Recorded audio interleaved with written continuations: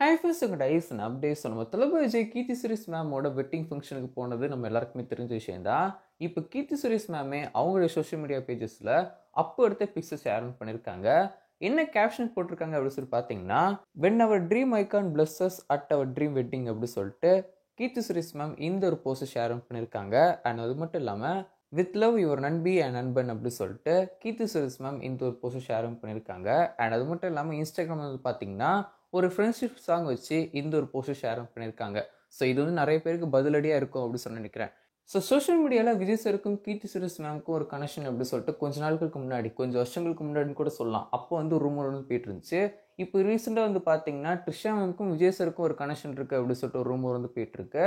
So இது வந்து வழக்கமாக வந்து வரது தான். இப்போ வந்து விஜய் சார் வந்து அரசியலுக்கும் வந்துட்டார் அப்படிங்கும்போது அது வந்து இன்னும் அதிகமாக கொஞ்சம் ஸ்ட்ராங்காக வருதுன்னு சொல்லலாம். விஜய் சார் எப்படியாவது வந்து நெகட்டிவாக ஒரு விஷயத்துக்கு கொண்டு போகணும் அப்படின்னு சொல்லிட்டு நிறைய பேர் பண்ணிட்டு வந்திருக்காங்க.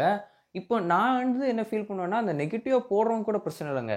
அதை பார்த்து நம்ம பேசுகிறோம் இல்லையா, நம்ம தான் முட்டாளுன்னு சொல்லுவேன். நம்மளுக்கு இருக்கிற வேலை எவ்வளோ இருக்குது, அதெல்லாம் விட்டுட்டு விஜய் சார் வந்து அங்கே போகிறாரா, கீர்த்தி சுரேஷும் யாரோட இருக்காங்க, இவங்க யாராவது இருக்காங்க, அவங்க யாரோட இருக்காங்கன்னு சொல்லிட்டு பார்த்துட்டு இருக்க நம்ம தான் முட்டாளுன்னு சொல்லுவேன். சோஷியல் மீடியாவில் ஒரு சில பேர் வந்து என்ன போட்டாலும் நெகட்டிவ் தான் வந்து போடுவானுங்க. அவனுங்க வேலையாக தான். நம்ம அக்லி வந்து மெர்சல் ஆடியோ சொல்லியிருப்பார்ல, நம்ம ஹேட்ரஸ் தான் நம்மளை பற்றி அதிகமாக யோசிக்கிறாங்க அப்படின்னு சொல்லிட்டு. ஸோ அந்த மாதிரி ஹேட்ரஸ் தான் விஜய் சாரை பற்றி நிறைய வந்து யோசிக்கிறாங்கன்னு நினைக்கிறேன். ஃபேன்ஸை விட அவனுங்க தான் நிறைய வந்து யோசிக்கிறாங்கன்னு நினைக்கிறேன் விஜய் சாரை பற்றி. ஸோ அவனுங்க தான் வந்து போட்டுட்ருக்கானுங்க. நம்மளும் அதை பார்த்துட்டு நம்ம அதை பற்றி பேசியிருக்கோம். ஸோ இந்த மாதிரி விஷயங்கள்லாம் அப்படியே இக்னோர் பண்ணிட்டு போகிறது ரொம்ப நல்ல விஷயம். ஸோ இது எப்படியோ அதெல்லாம் ஒரு பக்கம் வந்து இருக்கட்டும். இந்த ஒரு மேரேஜ் ஃபங்க்ஷன் எடுத்த பிக்ஸ்லாம் பார்க்க அவ்வளோ சூப்பராக இருந்துருக்குங்க. விஜய் சார் பார்க்க ரொம்ப சூப்பராக இருந்திருக்காரு, ரொம்ப க்யூட்டாக இருக்காரு அப்படின்னு சொல்லலாம்.